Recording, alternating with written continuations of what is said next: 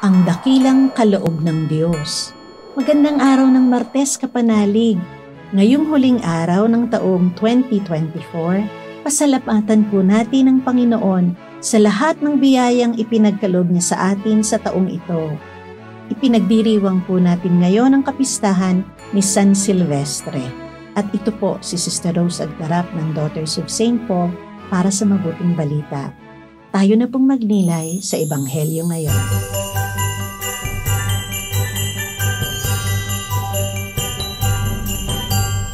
Sa simula'y may wikang salita na nga at kaharap ng Diyos ang salita at Diyos ang salita.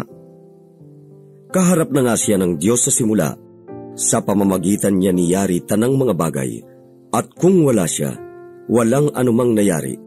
Ang nayari ay buhay sa Kanya, at liwanag ng mga tao ang buhay. Sa karimlan sumisikat ang liwanag, at di ito nahadlangan ng karimlan. May taong sinugo ang Diyos, Juan ang kanyang pangalan. Dumating siya para magpatotoo tungkol sa liwanag, upang maniwala ang lahat sa pamamagitan niya. Hindi yun liwanag, kundi patotoo tungkol sa liwanag. Pagkat paparating noon sa mundo ang liwanag na totoo, na siyang tumatanglaw sa bawat tao. Bagamat nasa mundo siya, at sa pamamagitan niya nagawa ang mundo, hindi siya kilala ng mundo. Sa sariling kanya siya pumarito, at hindi siya tinanggap ng mga kanya. Ngunit sino mang tumanggap sa kanya sa paniniwala sa kanyang pangalan, binigyang kakayahan nga sila na maging mga anak ng Diyos.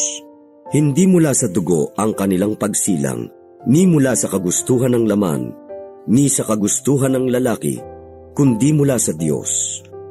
At naging laman ang wikang salita, at itinayo ang kanyang tolda sa atin. At nakita niya ang kanyang kaluwalhatian, ang kaluwalhatiang mula sa Ama na bagay para sa bugtong na anak. Kaya lipos siya ng kagandahang loob at katotohanan. Nagpapatotoo sa kanya si Juan at isinisigaw, "Siya ang aking tinutukoy!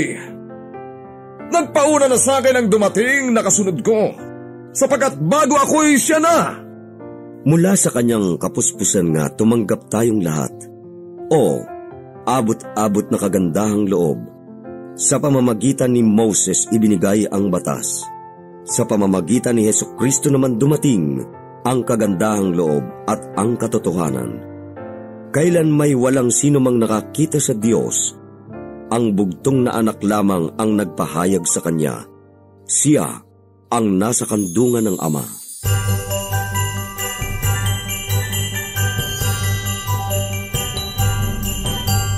Magandang araw mga kapanalig, Brother Vince po ng Society of St. Paul. Noong ikalawang araw po ng simbang gabi, kung kayo po ay nagsimba at naalala pa ninyo ang binasang ebanghelyo, isinalaysay po sa atin ang genealogy o talaangkanan ni Jesus. Listahan ng mga tao mula kay Abraham hanggang kay Jose na kanyang ama dito sa mundo.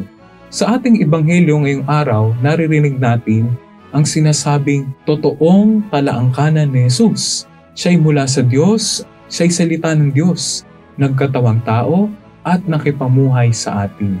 Ngayon nasa tugatog pa po tayo ng saya at galak hatid ng Kapaskuhan, huwag nawa natin kalilimutan na ang Diyos na nagkatawang tao. Siya ay si Jesus at nakipamuhay kapiling natin.